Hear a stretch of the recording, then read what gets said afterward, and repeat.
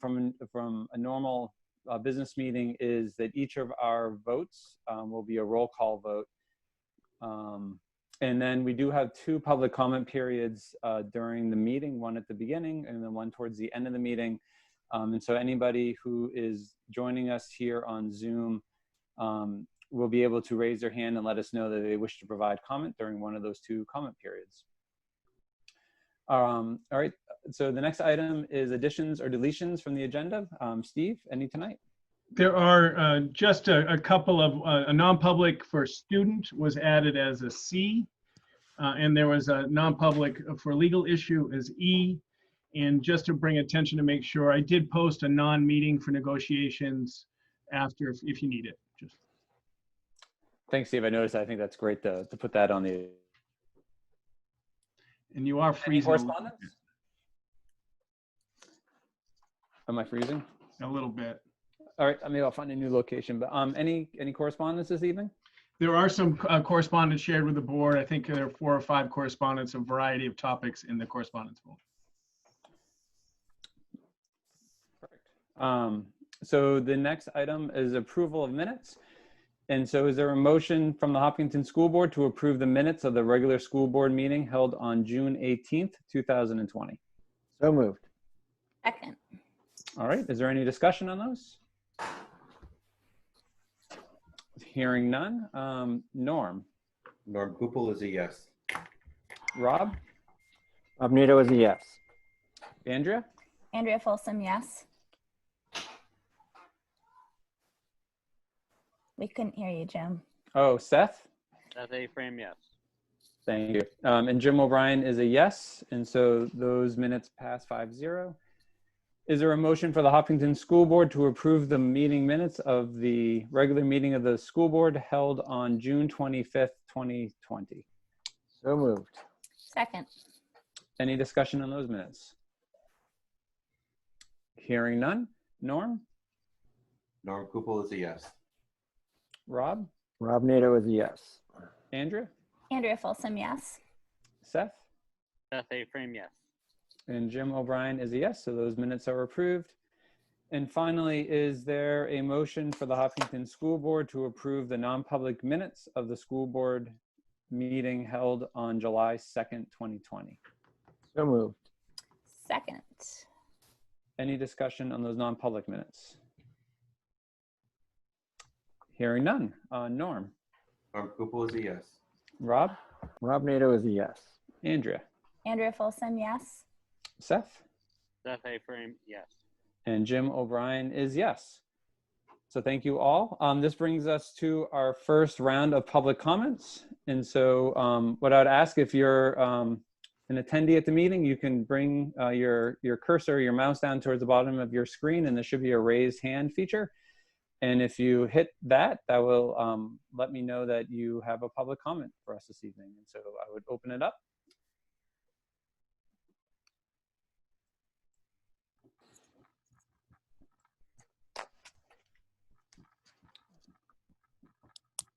And I'm not seeing anybody raising their hand.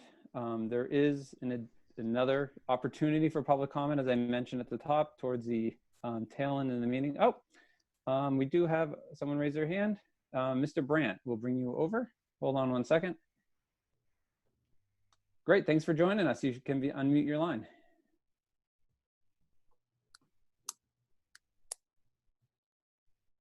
Richard, if you're trying to provide public comment, we can't hear you.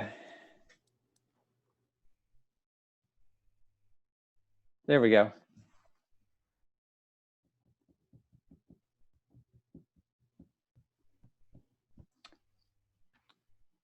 Richard, you should be unmuted we can't hear you if you're trying to speak to us.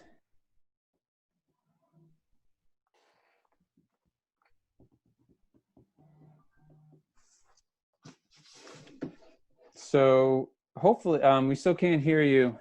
We try one more time. Yeah, I don't think your microphone's working because we can't hear you. So I guess we will try again towards the end of the meeting if we can, because we're just not able to hear you.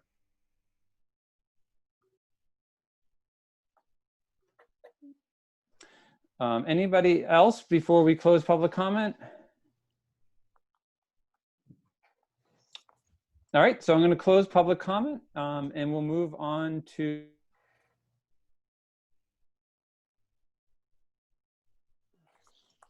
jump in and start. You cut out, so I don't know who you were calling for. I was calling you, Andrea. Oh, perfect. I'm assuming we're doing, all right, so board comments. Yes, I would be happy to start us off today. So I had a couple comments. I wanted to first thank people, folks who have joined Jim and I the past couple of weeks. We've done some office hours, once on a Wednesday night, once on a Tuesday night. Those have been really great ways to get some questions answered or share your concerns in a really, we have no agenda, we just show up. So that's been great. And I think we're gonna keep doing that moving forward. We have another like 4 set up. So if folks have questions and wanna hang out with Jim and I for an hour on a Tuesday or Wednesday, you can do so. I also had the opportunity to call in and give some public comment to the School Funding Commission earlier this week. They called for some public comment and I just spoke a little bit about the difficulty that Hopkinton has faced in trying to balance our school district budget needs with our tax needs. And I just would encourage folks, when there is public comment, I know state level things can seem daunting, but I am heartened at the fact that there appears to be more movement there. And they're open to hearing from folks. And the last thing I just wanted to touch on, I know that kind of top of everyone's mind right now is return to school, what it will look like, what it will feel like. And I just wanted to echo back, you know, a lot of the concerns that we've heard really from all sides. You know, there are folks who are nervous about sending their kids back, you know, worried about what that will look like. But I also think we are again balancing the fact that for some kids, returning to school, even during a pandemic, can be safer or better than being at home. And that's just a reality that we have, and we are not immune to it in Hopkinton. You know, unfortunately, as this pandemic has gone on, we've seen gun violence across the country increase, we've seen domestic violence and child abuse increase, we've seen food insecurity increase. So I know it feels like sending kids back to school for some folks is really scary, but we also have to, you know, remember that for some kids and families, it is the best choice. And so just for folks to know that we are balancing all of these things while moving forward was important for me to voice. So that's top of my mind tonight. Thanks, Andrea. I don't want to call on people, so if anybody wants to go next, just hop on in.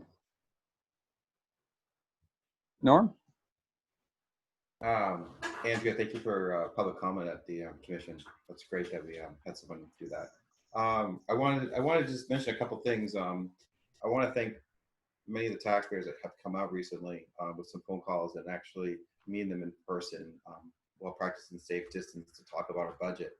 A lot of them really enjoyed having that one-on-one discussion with a school board member and not being in the public.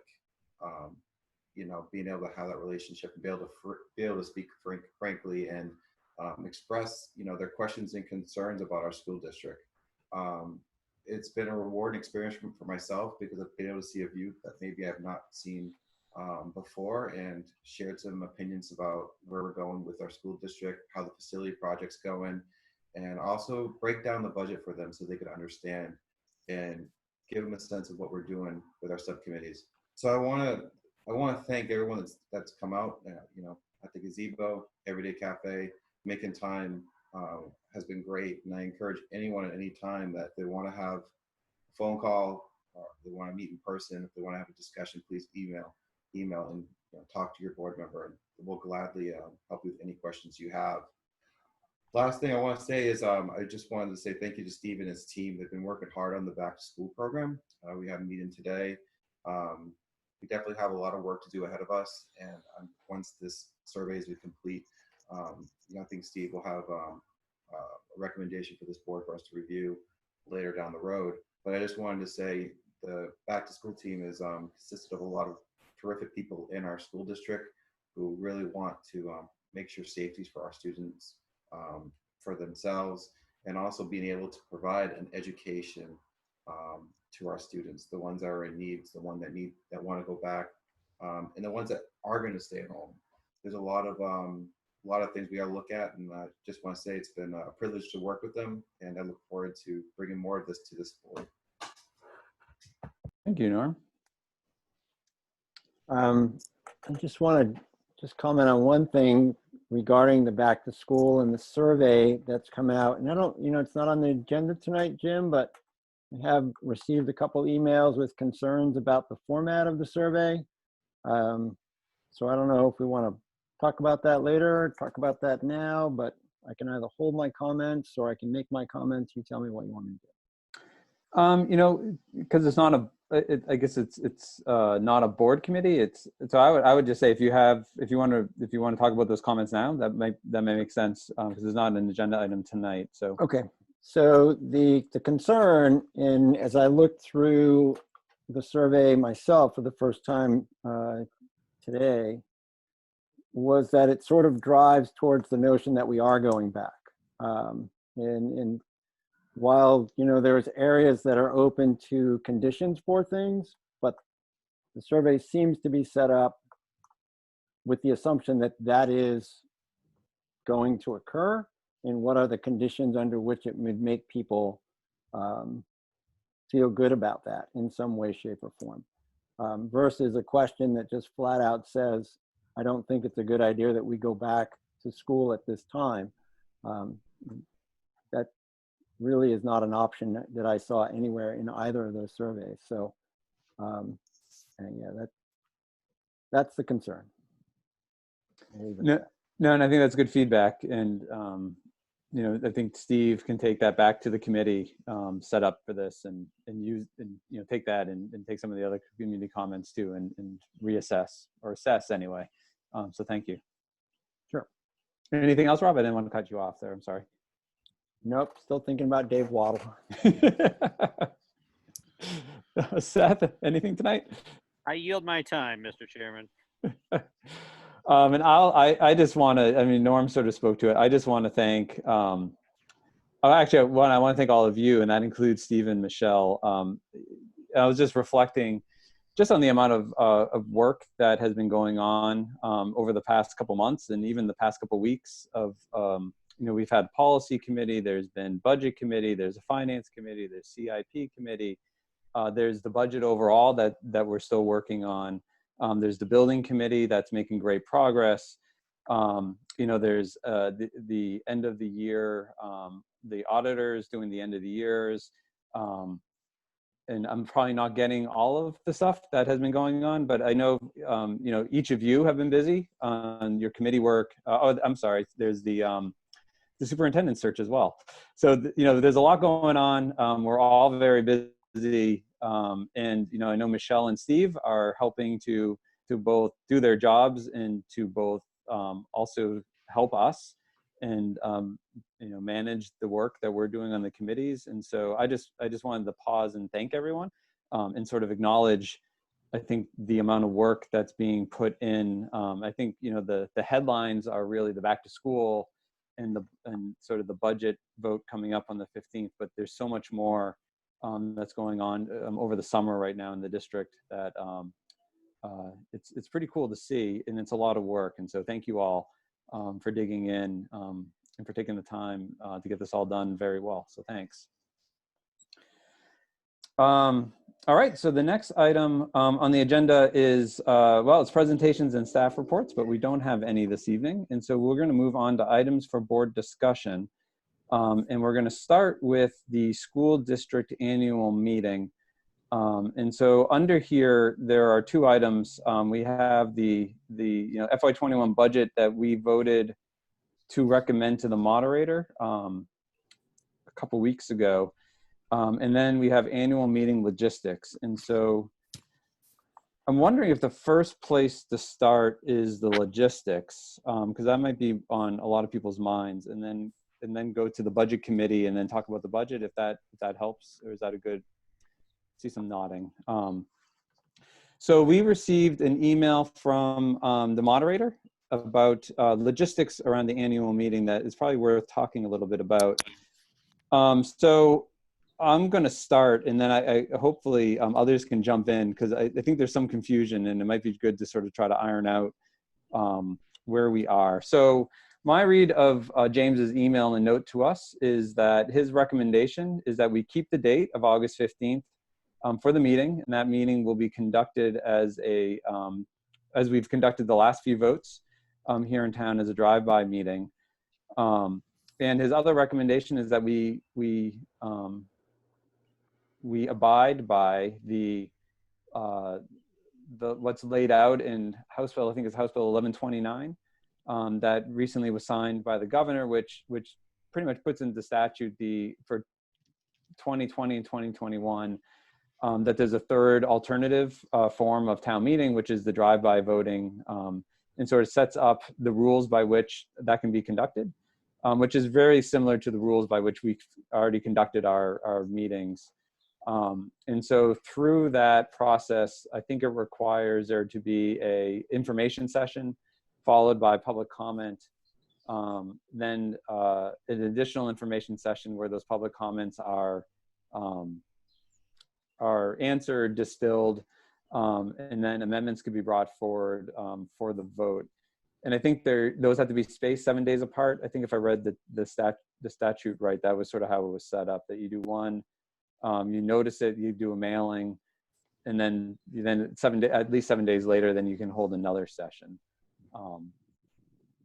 So I'll stop there, because that's at least my understanding of what James has recommended to us that we conduct. And I think if those are all meetings of the governing board, so those would be our meetings. They're not separate meetings that would be then administered by the moderator.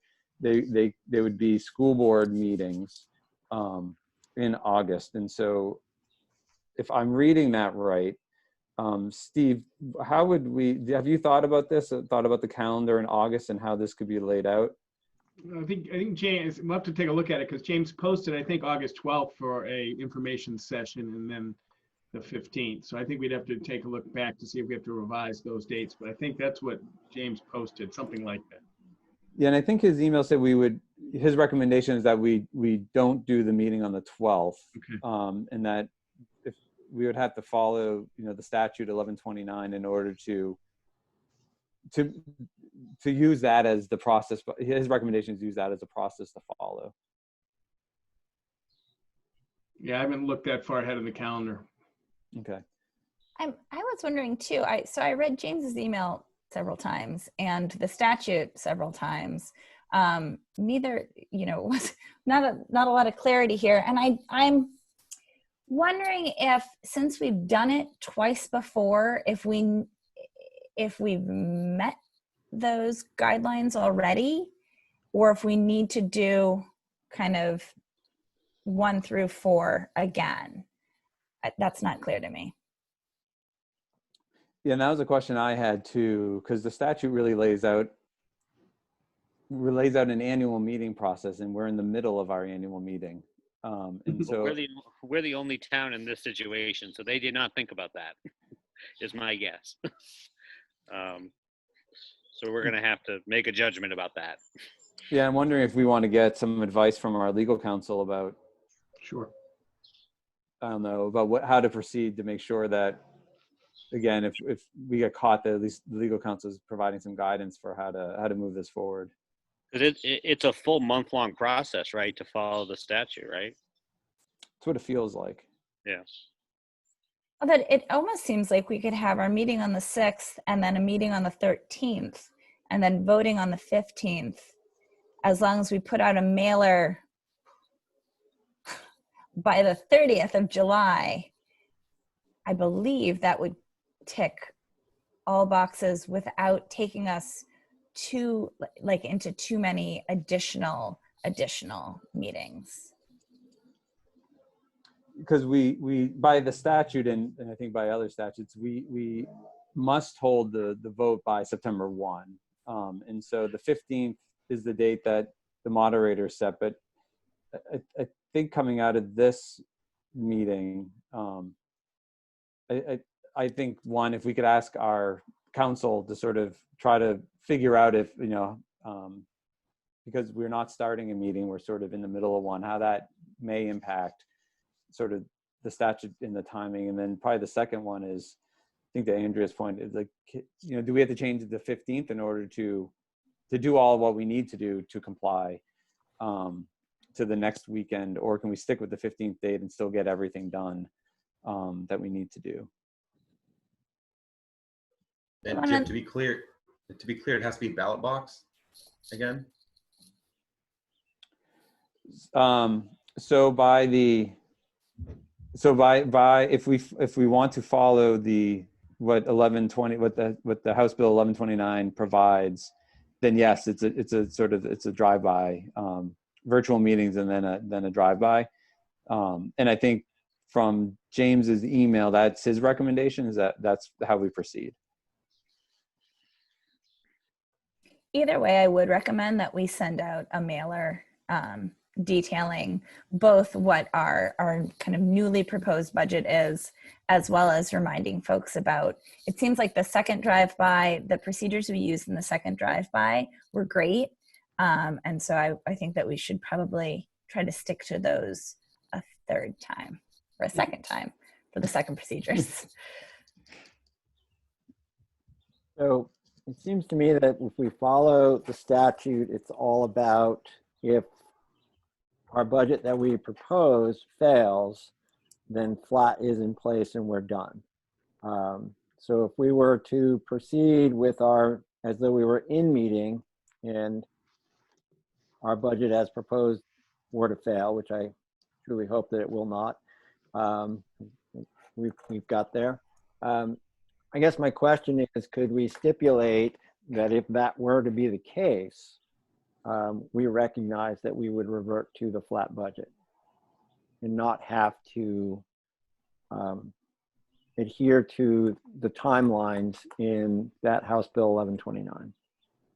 So we'd be doing the same thing, but we would just simply be stating it as a board, which might release us from the multi-week process.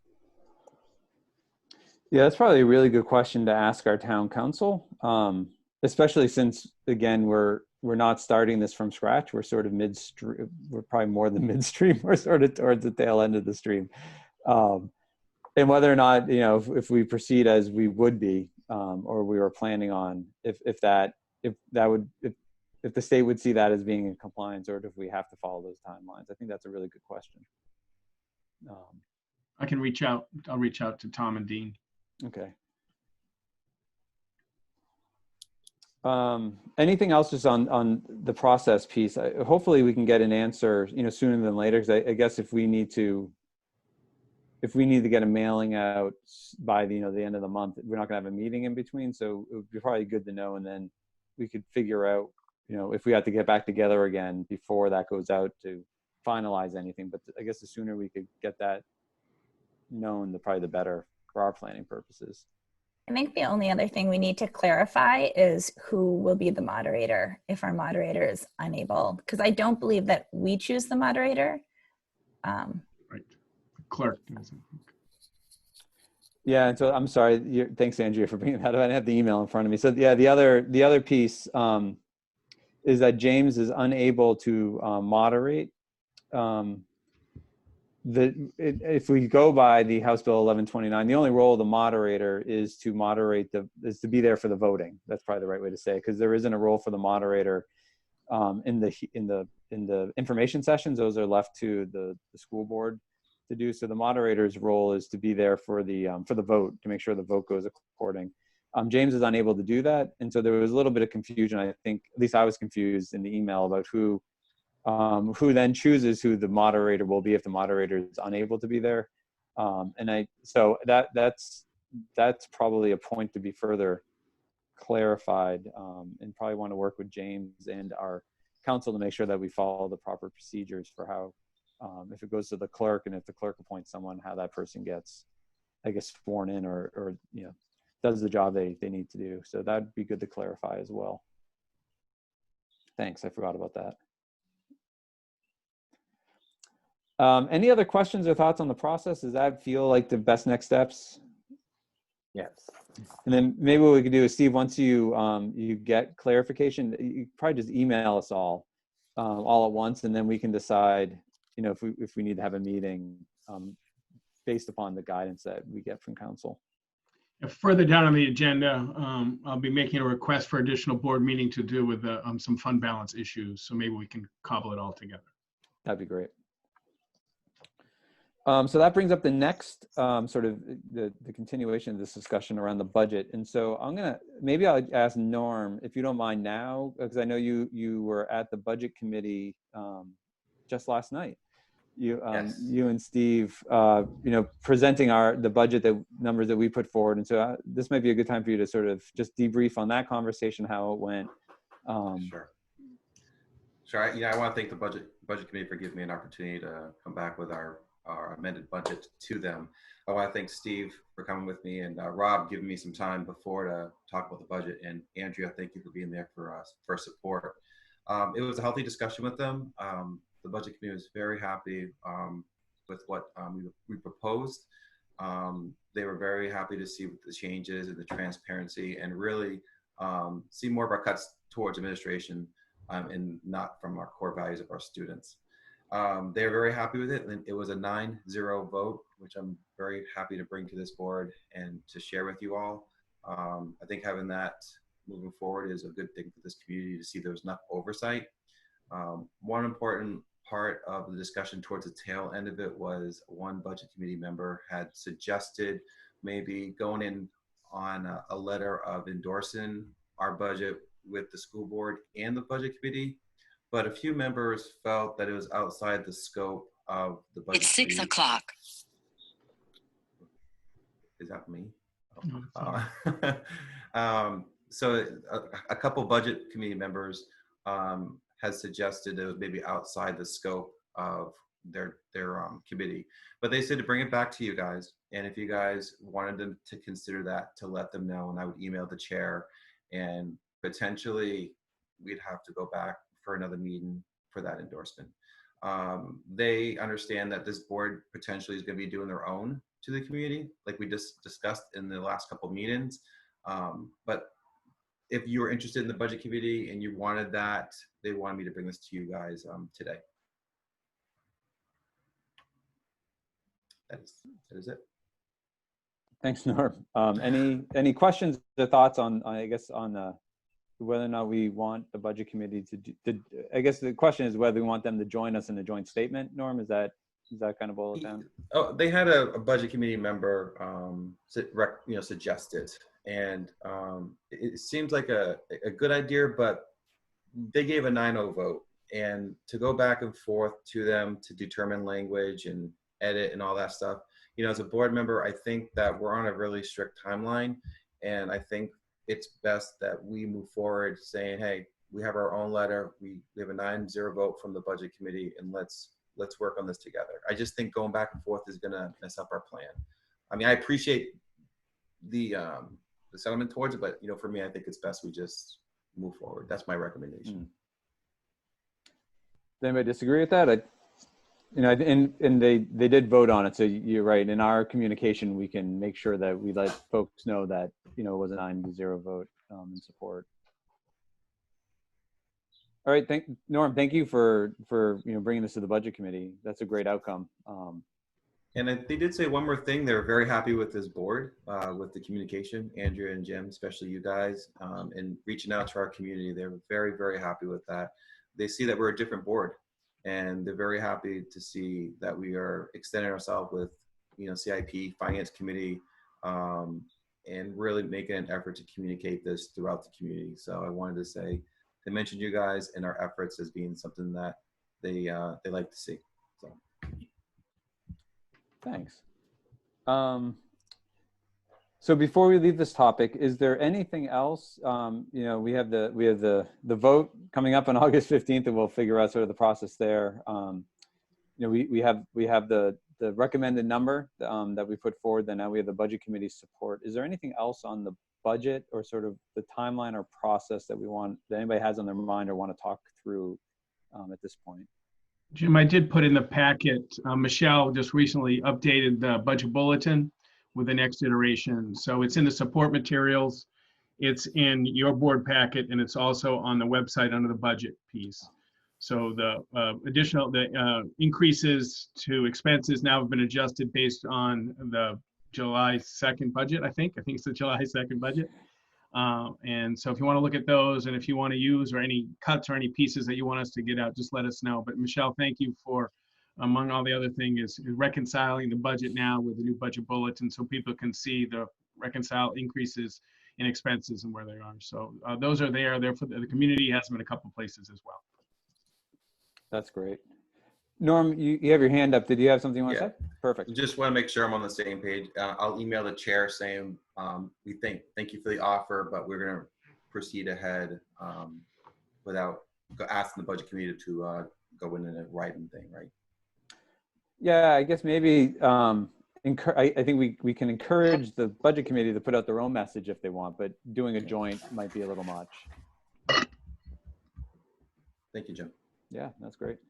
I have a question about outreach. I know that you and Andrea, Jim, you and Andrea have been doing your Zoom meetings, and Norm's been doing some informal stuff. And I'd like to add, to the cadre of folks doing some outreach. Should we be coordinating that and putting it on the website? So, you guys are doing, or what are you thinking about the structure of that so people know when there are opportunities? Yeah, that's a really good question. And I guess I hadn't really thought about it. And so if there's, Andrea and I hadn't, we hadn't put anything on the district website. I think we had just sort of sent out, a Zoom link and asked people if they wanted to contribute, but I don't know what other thoughts. I'm happy to coordinate it more, or at least put the opportunities on the website. And then we had talked about a joint like kind of op-ed to the Concord Monitor, which I had volunteered to start to draft, which I've started. And then we, the select board their meetings on the 25th, I believe. And so the timing of sort of a letter probably would be following their meeting. It seems like putting something before their meeting probably would get lost. So, probably the timing of that closer to the beginning of August. So that's still in the works, but I mean, I'm all for, I think if other folks have engagements, I think the more we communicate, the better. And the district website seems like a great place for it. The one thing that I was thinking about, is I've had a lot of success practicing, safe distance, talking to people out in the community. They really have liked that one-on-one, no one knows who I am. They really just want to talk to the board member. A suggestion, if the board approves it, maybe we can come up with some type of, I don't know, I'll talk to the transfer station and honestly have us, a board member or two, stand there and be able to hand out any information that they have questions about the budget and answer any questions they have. It's probably the #1 place that people go in town every Saturday that we can really reach out to a lot of people and communicate with them. I would consider putting up one of those signs that we have and say, board member here, ask questions about the budget, real simple. And if they come towards us, we're wearing, I'm going to be wearing gear and answer any question they want. I want to be able to reach as many people in the community as I can. And, I think it would be good to maybe rotate the shift if a board member is comfortable being out there practicing social distancing, and try and cover as much ground as we can on the ground.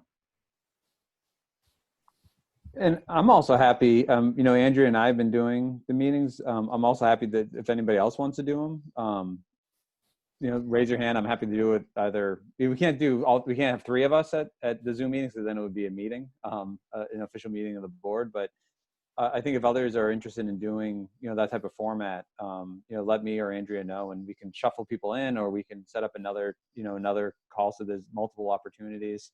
I think, there's lots of ways to do it. I think we should all just be open to, whatever works for us individually, to provide those opportunities. And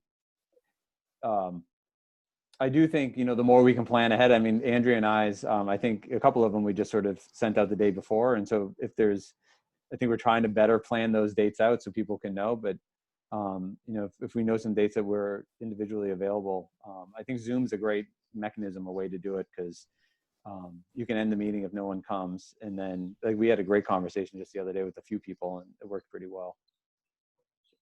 So did you have a group? Did you have a group of people get on with you? Is that how it worked? Yeah, we just sort of show up. I literally just send out a Zoom link from my personal Zoom account, and then people pop on.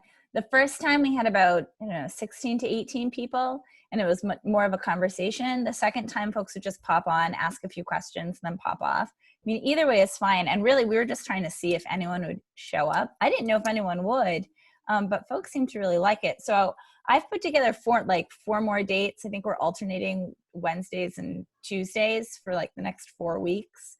And we can get those up on the website. Rob, I'm wondering, like, what would you like to do? I like coffee, so I'm thinking the everyday or the gazebo.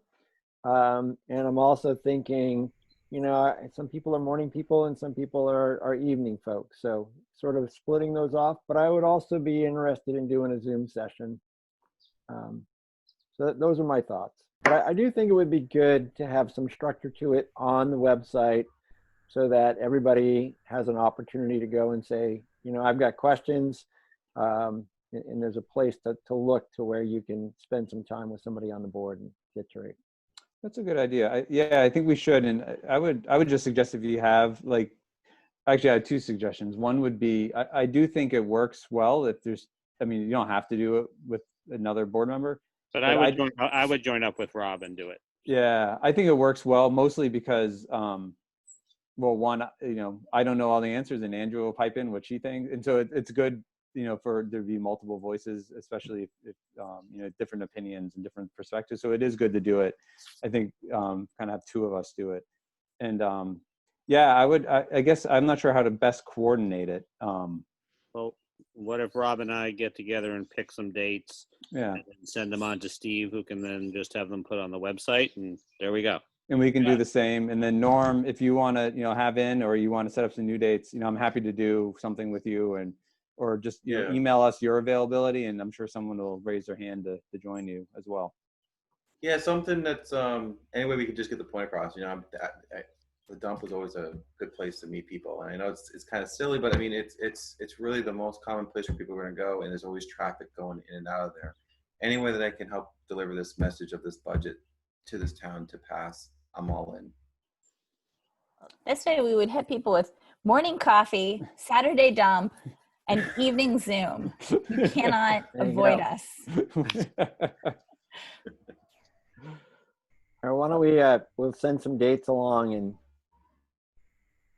who would like to be the coordinator of dates? I can coordinate dates. I like coordinating things. And then I can send one big one over to Steve, so he's not inundated with 50 billion small emails. That sounds perfect. Nice. Awesome. And that sounds job. good. And then we'll work on the communication document for the monitor over the next couple weeks. And then if we do, it sounds like we'll have another meeting towards the end of this month, and we can sort of reassess how everything's going and see if we want to do some more or coordinate, some additional activities that might make sense.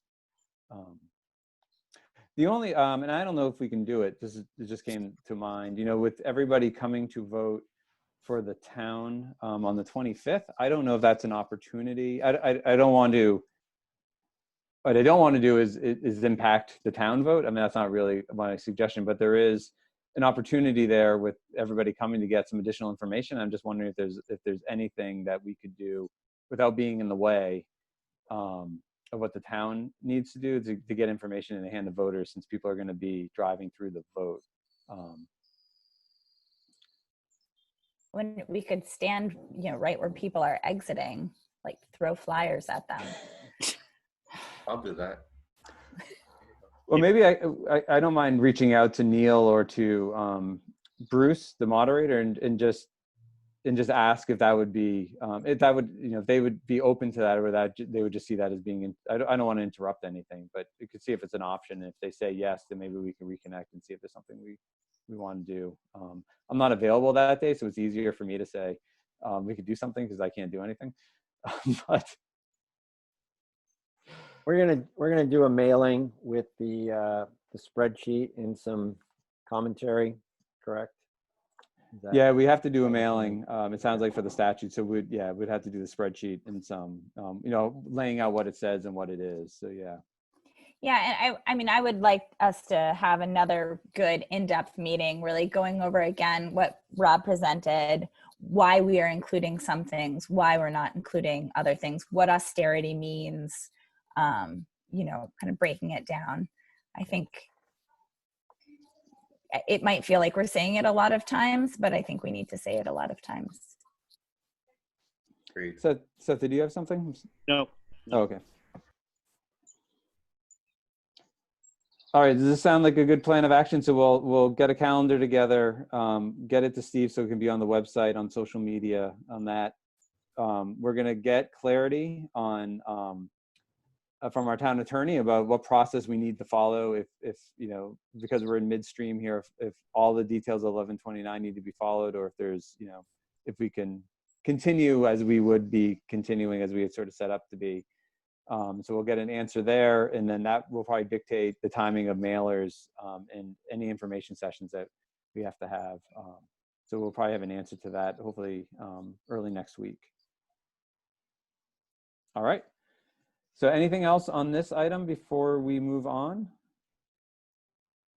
So hearing none, the next item under board discussion is an update from the building committee. And so I guess I'll turn it over to Norm and Rob and Steve and Michelle. Thanks, Jim. As you know, this is a good time for us to celebrate. We are starting to execute the facility project. So Hopkinton, we're putting your money to great use, and we're really excited about this, as a district. I'm pleased to say that we've started some demolition in the bathrooms, and that we are starting on the roofs. The estimated ending of the roofs will be at the end of, I think, September or beginning of September, around there. I'm pleased to say the communication with HL Turner, BPS, Gordon Bristol, Steve and Michelle, the whole team has just been great. Communication has been thorough. They're really working, safely and according to schedule. Probably the most important thing that this board needs to know about tonight is that we received our first bond rate. It's the true interest cost is 176% for 20 years. So that is really, really great to hear that we have a great bond rate for the first $5 million of this project. What's going to happen in the next couple of weeks that the building committee is going to need to discuss is the adults. As you all know, when we started this project, we had a couple, potential things to discuss down the road if we had additional money. One of those is fire suppression. Another one that Steve had mentioned to me is the multi-purpose room. So the plan is that once we get the final bids in and all the information from Gordon Bristol, we will have a discussion with the building committee, and we will bring you a recommendation pretty quickly on what our next steps will be on those two adults, or maybe something else. I'm not sure at the top of my head what all of them are. So it's an exciting time in the district. I will inform you guys, or Steve will, when we will have a breaking ground ceremony where I want this board and potential other guests to join us at that breaking ground ceremony. We should have a date shortly from them, and I look forward to sharing in that moment with you and the community on a project that I'm happy to see through, and also a chance to celebrate on getting this bond through for our students and for our taxpayers. Thank you. Nice. Rob, Steve, anything to add? No, busy, good stuff. One of the things I think I wrote about, I'm really, really pleased about is the new design of the elevator going in the classroom. And that's a September 1 change as well. So things are, we haven't even, as I said, Jim, we haven't got to the fun stuff of expansion and new science labs, but there's still good stuff going on. No, I think just solving that elevator issue is just huge and so important. So it's great to see that going. And then having the roofs done, hopefully by the start of school is not having leaks in the high school is a pretty good first step in this process. So thank you. And yeah, thanks guys. This is really good work. So next up is the, as I told you, there's a lot of committee meetings been going on. So the building repair and maintenance. So there was a CIP committee meeting. Was that last week or this week? It was last week. It was last week. Okay, it was the tail end of last week.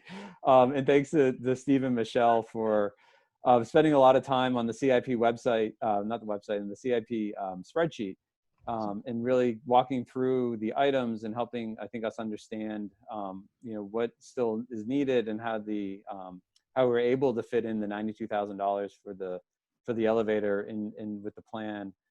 And I think, one of the things that we talked about as a CIP is to really think about the next 3 to 5 years of the CIP, and to really build those next 3 to 5 years out, and really think about how we look at the investments that we're making in the building repair and maintenance fund, and ensure that that we have those longer term items that may be larger dollar items, that we're saving up accordingly each year for those longer term ones. And so part of that is to understand what we're spending, so what the spend rate is on the money in the CIP, and also to know that that we're putting enough into the CIP for those longer term, those expenses are going to be over the next 5 years, that we're accumulating enough money in that account so that 5 years from now we can make those purchases. So it's not just money in and money out every year. So I think this year, the town vote was to put like $143,000 into the CIP, and so we're going to maximize those funds. But I do think as the CIP works over the fall, is really looking at what the next couple of years look like, and to if we want to put some additional money into the CIP, is to ensure that we can justify those additional dollars, that it's going towards projects both in fiscal year 21 that we have on the list, but it may also be saving up for projects that aren't going to hit until fiscal year 24 and 25. But to have that long range vision is really what the CIP is for. And I think we have a really good foundation for that, because we now have all these items up and it goes out for 20 years. And now I think the work of ensuring that we're putting enough money in, and that we're not, there's not a lot of dips and valleys, that's kind of a stable amount of money that we can keep putting in year after year in order to get the projects done that the district's going to have looking ahead. I don't know, Andrea, is there anything else you want to add? That was a fun meeting we had. Yeah, it was a super fun meeting we had. No, one of the things that I took away that I appreciated is with the building project and the energy audits that Michelle has done, we know more about our buildings now.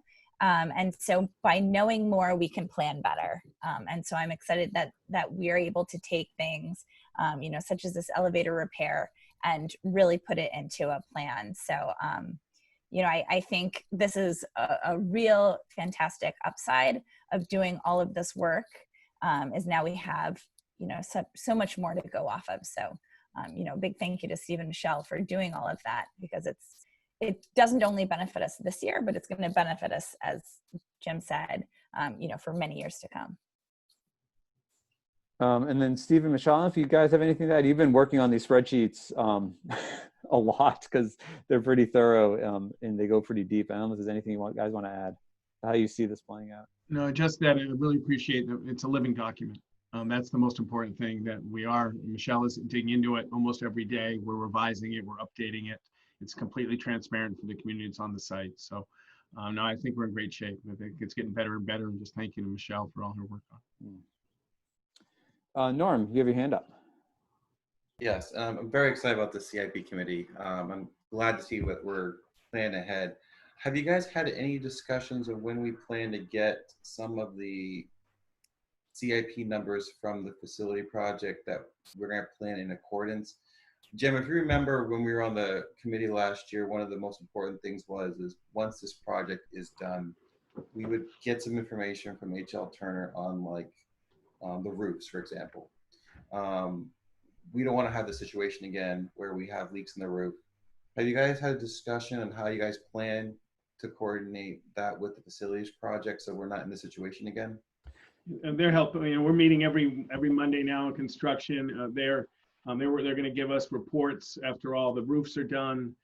We just found out some things we have to put in about the cowl wall, about the fiberglass in our schools. So I think it's an ongoing process, but both Bill, Doug, Gordon, Barrett from BPS, they all are really looking forward to supporting us build out from the facility project. So I think it's ongoing. It just saying, we do talk about that almost every week at the meeting. So it'll be ongoing. But when this building project's done, we will not only just have a building project done, but again, we will be able to move out some of the stuff because they know inside the stuff as well. So it's good. Thank you. That's awesome. Thank you, guys. Yeah, no, and like we talked about during the public hearing, things like the elevator, where we know these are capital items that they don't go on forever. They all have life expectancies that we're, as we see those, and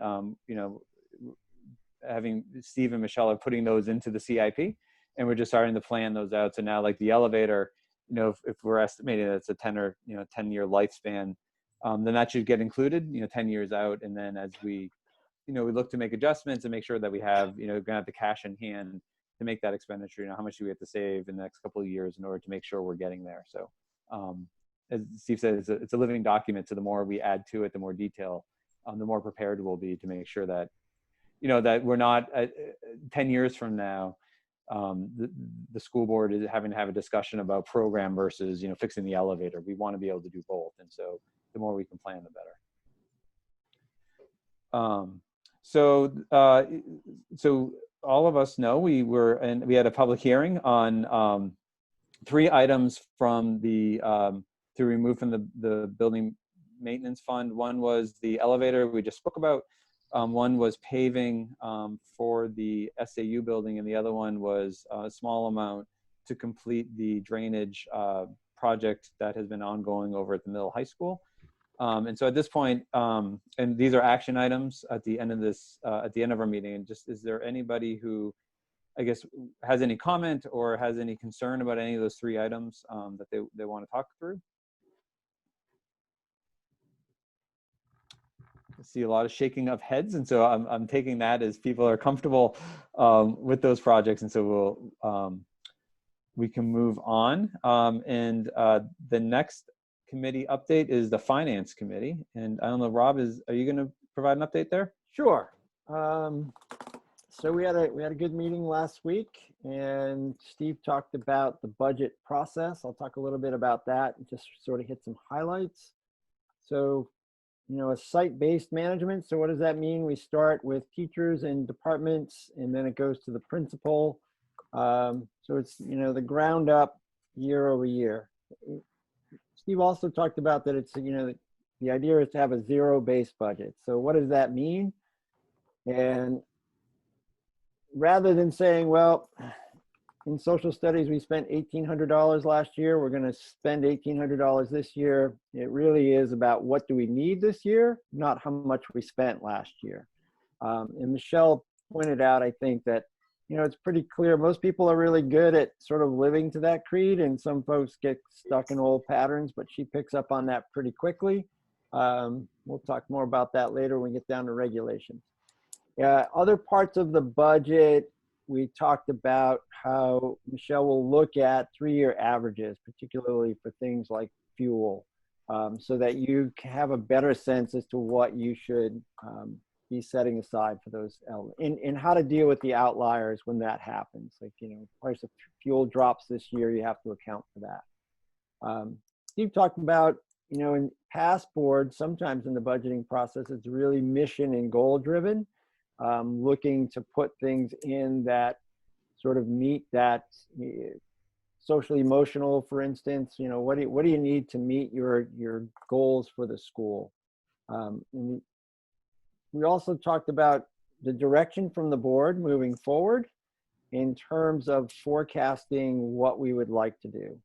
So for instance, if we were looking at a certain percentage of increase over time moving into next year, and we really need to provide that to Steve prior to October 1, because it makes no sense for people to go through their process if they don't know that there's an expectation of keeping increases within a certain range, which makes a lot of sense. And I think that's something that, you know, probably we need to have a discussion as a board about in terms of people's philosophies and where we want to go. And as soon as we get this budget passed, Jim, I think I would ask you to put that on the agenda for the next meeting.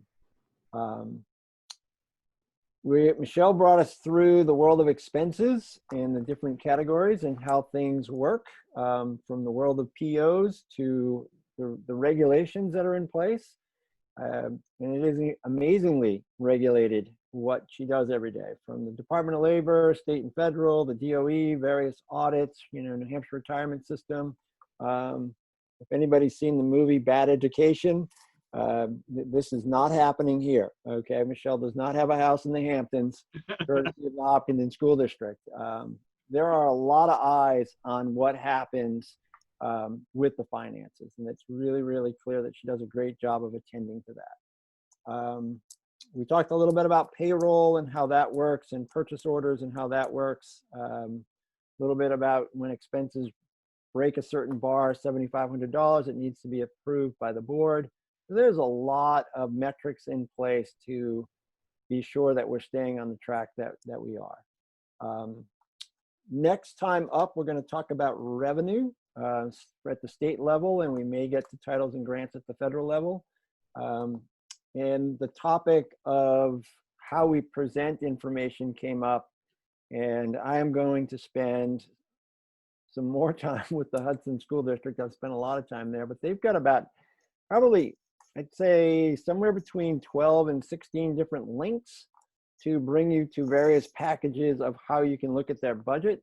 And I'm going to try and boil that down to 4 or 5 that are really good exemplars of the way we might want to go, and bring that back to the committee so they say, okay, this might be a way that we want to put out our information next time around. So there's a little bit more depth, but not down to how many Frisbee discs did we purchase. And I think that covers everything. If Steve, Norma, Michelle wants to add in there. Nailed The it. only thing, You nailed it. you crushed it. The only thing I really want to say to the public is these are all on video. You know, it was a great educational video on the Finance Committee on how these budget processes start. And what Rob had just mentioned is on video, and it's about us educating you on how this budget process. So I encourage any board member, any community member, go to the video, educate yourself, and you'll understand how this board operates and how the district is preparing itself for a budget. Thank you, Rob. You're welcome. That's great. So when's our second meeting in August, Steve? I know we have the meeting on the 6th or 7th. So it'd be 2 weeks after that. That's probably the right way to say it. So can we, to Rob's, I think, good point, we can put on that agenda for the second meeting in August, sort of a discussion on, I guess, where we want to, hopefully, we will have by that meeting, we'll have a definitive answer on where we're heading on this fiscal year's budget. And so that's probably a good jumping off point for then a discussion about how we want to set up to begin setting up the conversation around the next budget and priorities and how that looks. That feels like a good time to do that. You got it. There is one other thing that I forgot to mention. We did speak a little bit about exploring programmatic approach at the middle high school. So rather than thinking about student signups, thinking about these are the courses that we offer annually, that we offer semester, that we offer every other year, as a way of being more predictable with what we need for staffing and controlling costs. Nice. Any other thoughts or questions on the Finance Committee? All right. Thanks, Rob, Norm, Steve, and Michelle. That's fantastic. I lost my agenda. Bear with me one sec. You want me to share it? You're on policy now. Yeah, there we go. Thank you. So next is the Policy Committee, and there's 3 policies that are coming forward today for first reading. And so I don't know if it's Andrea, Seth, or Steve that wanna walk us through these. Whatever you'd like. Well, Steve, do you want to just take the first two and I can take the third one? Sure. So we are now working on legislative changes to policy that happened for the 1920 school year. So we're in pretty good shape. We finished the 1819. Now we're in the 1920. First one is IHCD, that's Advanced Coursework Placement Dual Enrollment. We were in pretty good shape on this policy. One of the changes was to open up advanced coursework beyond juniors and seniors, but we wrote that policy without a grade level, so we're ahead of the policy change there. The other changes, changing the new language is school counselor versus guidance counselor, so we're changing that. And then the state has changed regulation allowing schools to give career credential. And so that's really very much aligned with the technical centers. But I liken that years ago, if people remember, we did the entrepreneurship series and we had this vision about doing an entrepreneurship badge or credential if students took a number of a sequence of courses. Now it would exist like in our pre-engineering program. If someone took the entire sequence, they could get a engineering badge on their transcript and be recognized for a sequence of courses. We're not exactly like the CRTC where they can certify someone in plumbing or HVAC, but we could create a badge system. The legislation has given us freedom to do that. So Chris, Rebecca and I will work with Jeff Daly and looking at different opportunities, but there's a line in the policy about that. The JEC is the change of school or assignment or manifestation of hardship. This is a policy that we've had, but this is we haven't looked at it in a while.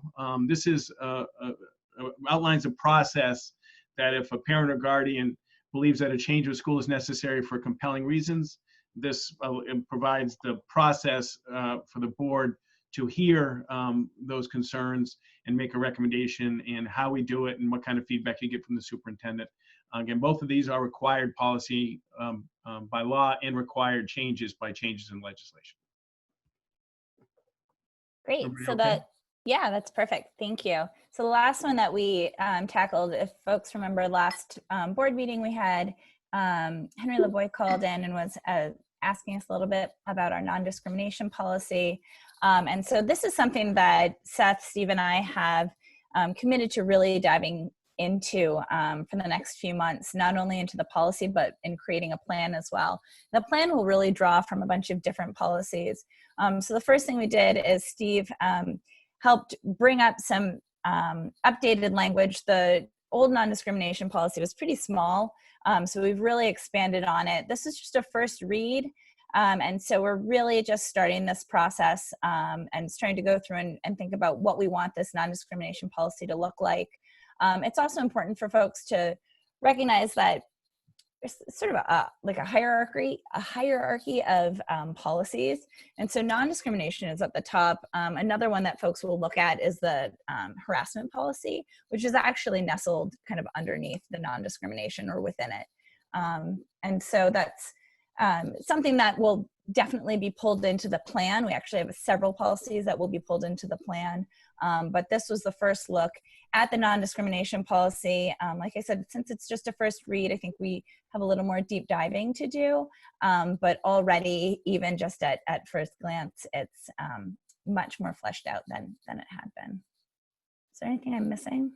I would just say we had a pretty involved discussion about what a plan looks like and encouraging different thoughts around curriculum and training and sort of, it's nice to have a policy. It's important to have a policy. It's more important to bring that policy into action.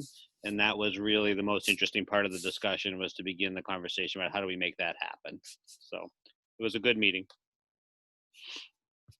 Nice. That's great. Good work. Is there any questions on any of the three policies? This is the first read, so this is sort of an opportunity to take a look at it, ask questions, and then this will be on, all three will be on the agendas again. I had a question for Steve about the first one, and I don't really know how to ask the question, so I'll just give the example and you can tell me if it fits in there. So, talk about kids who might have an internship working, in an auto body shop or working for HR Clough or doing those kinds of things as a means to earn credit. Does this fit into that, or where's that going on? So we have, there's an extended learning opportunity policy, ELO, that does that, and internship. So that's that's in that, and we have another policy that puts in the procedures for all that to happen. Okay, so it's a separate domain. Yep. Thank you. You're welcome. Any other questions on the policies? All right. So we'll move on to the next item, which is accepting tuition students. So Steve, is there Sure. set up here? Sure. So our policy requires that each year the board re-accept students who are in our schools on a tuition basis. So there's it's dealing with students. It's a non-public discussion specifically about the students, and we can talk, if you have questions, we can talk about that. But the policy, so all the students who are accepted under tuition are actually approved by the board. So there is a process by the building principal, and almost always they're secondary. I think it has happened in the past. I think in my time, we did have someone come the whole way through, I think, on tuition from the very, very beginning. You know, they lived like right across the border, you know, like literally 100 yards from Hop, and it would have been going to another school, would have been, but almost always it's secondary. So our policy does say the board has to accept. We do have an interview process. We have letters of recommendations, and we also have a program for reduced tuition for the children of non-resident teachers. So all that comes to the board each year. There's an administrative review. The building administration and we talk about every student, so we bring recommendations forward to the board. Thanks, Steve. And so we will, there is a non-public on this topic that will, if the board approves, we'll go in the non-public. And there's an action item on the agenda. And so my recommendation, after talking to Steve, these aren't necessarily time sensitive. And so what I would suggest we do is we go in the non-public, we can have the discussion with Steve, and then rather than coming out of non-public, going back onto the public Zoom in order to vote on it, we can hold off the vote into our next meeting. And so we can schedule that vote, have it noticed, and then go to our next meeting and vote on the tuition matters if we want. So as long as that is okay with everybody, that will be the process. We'll still go in the non-public tonight to have the discussion, but we'll just hold off on the vote until our next meeting. I'm seeing no one shaking their head, so I think that's, oh, Rob. Just related, not to this item, but the word of tuition and students came up, so I'll throw it out there. I think I would like to have a board discussion about our appetite for perhaps considering seeking students who might want to come to Hopkinton on a tuition basis. There was a series of public hearings about this a number of years ago, and there was mixed reaction. But I think when we're thinking about our financial circumstances, and if there's an opportunity, if we've got grade levels that we feel like we could service some more kids, then I think that it would be in our best interest to explore the possibility of marketing ourselves to the universe. We've got a good product, and perhaps generating some revenue by bringing some kids that would add value to the school. I mean, I'm open to it, and I think it fits in, to, I know Steve is going to update us on enrollment, and I don't know what the right time is to figure out what the enrollment is, if we have those open spaces, and then how to advertise it. But I think it's a total worthwhile conversation, especially if we have space, then we ought to be thinking to maximize that. So Steve, how best, I mean, in your mind, I mean, as you think about the administration of the school, like what we don't want to do is think we have space to have a bunch of, bring in some tuition students and then find out we don't have the space. So how do you manage that in terms of timing for a conversation? Sure. So we look at our overall class size at the secondary level and see where we are, because most of the requests are secondary. It's been, you typically, the way that we spread through a 9 through 12, there usually is, I would say the only time we had a class, and Rob might remember, a class about 105. During that time, we just wouldn't have accepted any tuition students in that age. And if we get up to maybe 90s, we may look at it differently. But when we're in the 70s and 80s, I think we feel pretty good about where we are and then our overall class size at the secondary level. But we did, during those years we had the hundreds, that was not a class that we accept. It was just actually just too tight, but that's kind of where we are. And I'm just assuming right now, do we do we currently advertise for students, or pretty much the students come to us when there's an interest and they're looking for a school, they found Hopkinton, and but we're not doing any sort of outreach ourselves at this point. Correct. Typically, people really look at our scores, class sizes, go on the state, look at class sizes, scores, a little bit of U.S. News and World Report. That's a little bit of marketing out there. We're also we're also number one in Merrimack County, I think. So there's a little bit of marketing there when people come in, but we don't do it. And then we get a call, and I'll get a call about, do we accept? Because not every school accepts tuition students, and we have a policy that does. And then I refer them to the principal. There's a process, and it comes back. But So happy to. Rob alluded to, when we're ready, we can have another listening post. That's what we did before, where we posted it and said we're going to have a discussion where I would present the policy, a little bit of history, and we can talk about numbers, revenue, things like that, and then have a discussion about the appetite about it. Because as Rob said, there was at one point early in my little world here, we did try to leverage our, if you don't mind the word, brand for trying to raise revenue. Norm? No, he answered my question. I was just kind of curious what other districts did that, but I'm sure he would share that in his presentation. So thank you. So what's good timing for this? I mean, again, it's probably now thinking about the upcoming school year, but like what is a good timing? That I think a listening post is a great idea. Sets it on the agenda, and we can kind of, spend some time discussing it, open it up for comment from the public. But what's, in terms of timing, what makes sense? I think for me, I mean, given what's going on, I can't imagine a whole lot of people thinking about movement this year. So I think we've got some time, but definitely sometime this fall so that we can start to prepare for the spring would be a good idea. So Steve, as you think about, and as you kind of map out the agendas and think about when there's some space and you have time to sort of think about, putting that type of presentation together, I do think, early fall might be a good time. Sure. And if you don't mind, if the rest of the board agrees, I think that would be a valuable conversation to have. Yeah. And I also want a recommendation from you, Steve, too. Sure. On that. Okay. But we'll put together, once we get through a budget, we'll put together a calendar probably through the budget. I typically try to put a board calendar through the budget season. Yeah. And then another one post, then honestly post-election. I mean, from January, well, now October to whatever is budget. But in a typical year, it would be January, February, March, we focus budget. Then March to June, we do topics. And then September to December, we do topics. If that makes sense. Perfect. Rob, thanks for bringing that up. I think I've heard that a lot too. I think it's a good topic. Thank you. All right.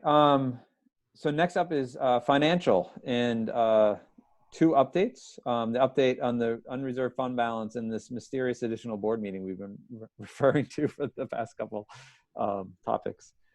Sure. And again, this is part of Michelle's consistent work as we close out FY20. So, and not unexpected, as if remember, we did lower our contribution to Article 10, the tax rate stabilization, by 20 to give some room if we did have some unannounced revenue come in as fund balance. So we did have some purchase orders and encumbered and close. We had some more revenue, and we had, for example, as I used, I think last night for the budget committee, a neighboring school district didn't bill us for some services they were providing for one of our students in that community. Because of this, altogether, it looks like there could be significant funds, upwards somewhere maybe $20,000, $30,000 to $50,000 of additional unreserved fund balance. So this is happening at the same time as Mr. Gupel alluded to, that we're working on the back to school task force. And I understand that,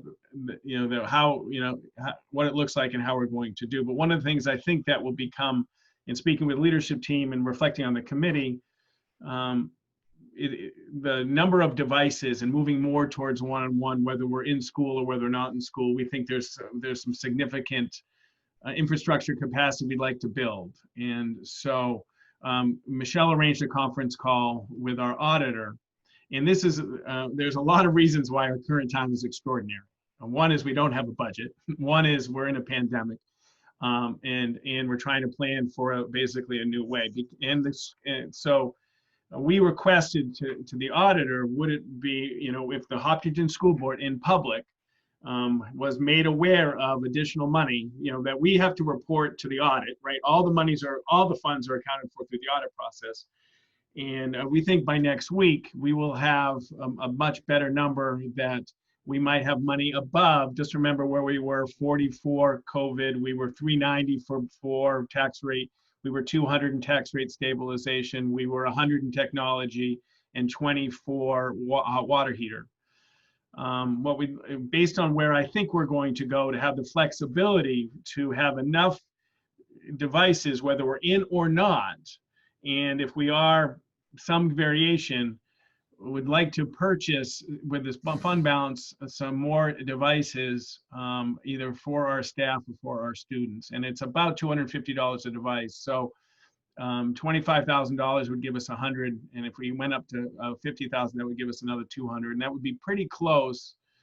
That would get us, we're looking at 1-on-1, 4 through 12. That's where we'd like to get to. We can't get all the way there, but we can get pretty close, or at least more. So what I'd like to do is have the board consider expending some of these funds for the purposes devices to support a flexible instructional model, and whether we're in or out, the devices are important to us. And that would still give us flexibility with the CARES money and the other COVID money that we may need for a variety of reasons, social emotional support for kids, transportation, if we have transportation issues. So the auditor would support this variance from our past practice as long as we do it in public. And everything we do is in public, and it's related to these extraordinary circumstances.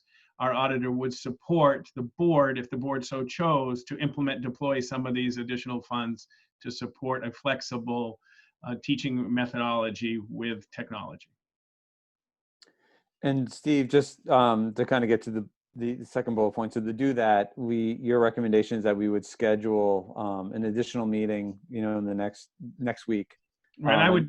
I think, and Michelle, if we can get ready, it'd be next Thursday. That would give us time, and right before the audit, I think, to get the number and get the board, and then we could do a one agenda item, but we also, I kind of have a sense of urgency to understand the plan for the annual meeting. I'd like to, we could at least solidify our plan next week for that, because that would make me sleep a little bit better. I would hate to miss a deadline for that at this point.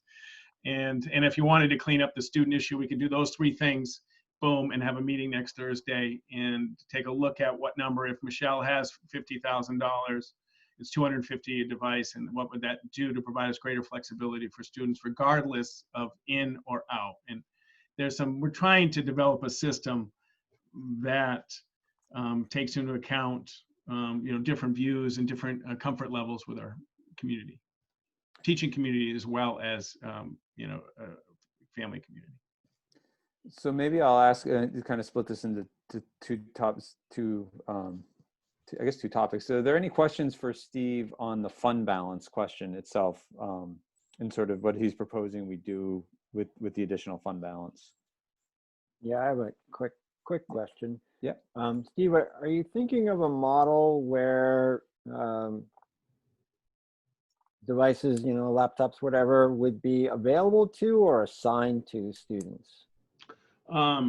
We'd like to get to more as far as we can, and as much as we can assign to Rob so we can't get there 4 through 12 altogether, so we can't, but this would get us closer to assign to, because I think there's going to, our system, and we're just beginning this, is going to have to be flexible, because there's going to be situations where we're going to have to go full remote, and sometimes we're going to have some parents who are going to need some kids in with devices, even in our schools.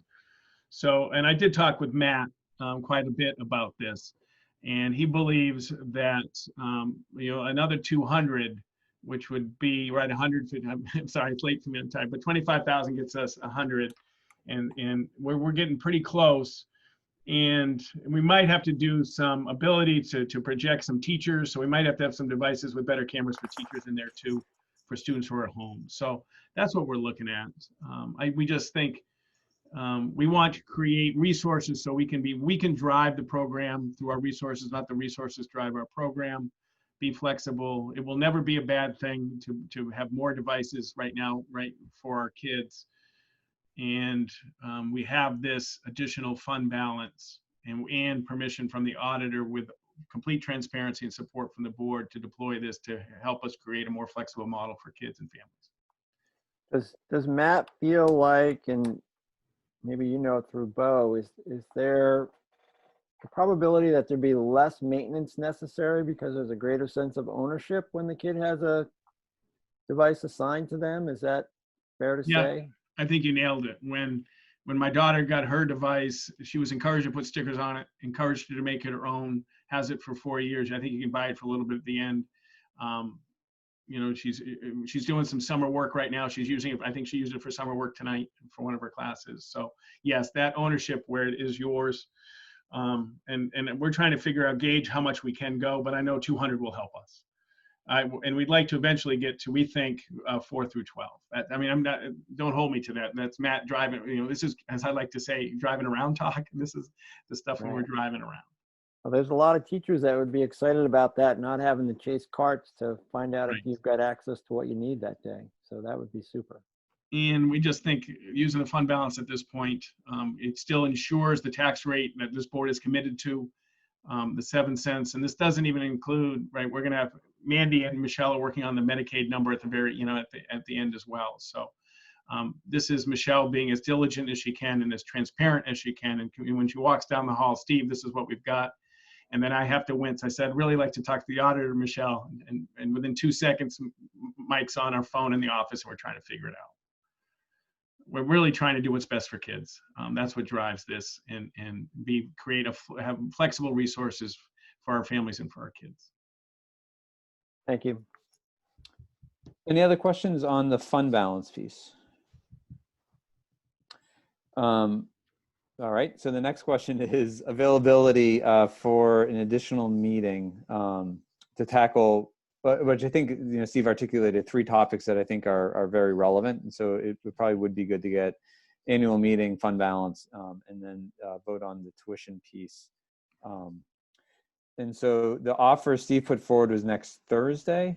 Michelle, does that work for you? Sorry, I just wanted to make sure she could get everything done. I apologize. No, don't apologize at all. I don't believe I can do next Thursday. I'm not going to be, I may be able to call in, but I can't guarantee it.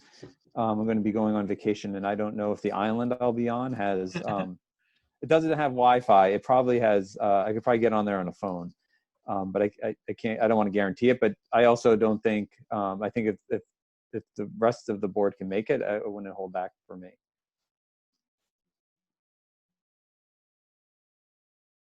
Is there anybody else who can't make next Thursday? Not seeing any. And Michelle, does that sound doable on your end? It does. So why don't we schedule next Thursday for 5:30, and we'll work on the agenda and get that out. And then if I can make it, I'll do so. But I think what I'll do is I'll just ask Andrea if you don't mind chairing the meeting, because I'm definitely not going to have video, and it'd be much more fun sitting on a lake, on an island, listening to the conversation. So that'd be great. Thank you all. I truly appreciate it. And Jim, you and I can talk through everything before the meeting too, to make sure you've got everything.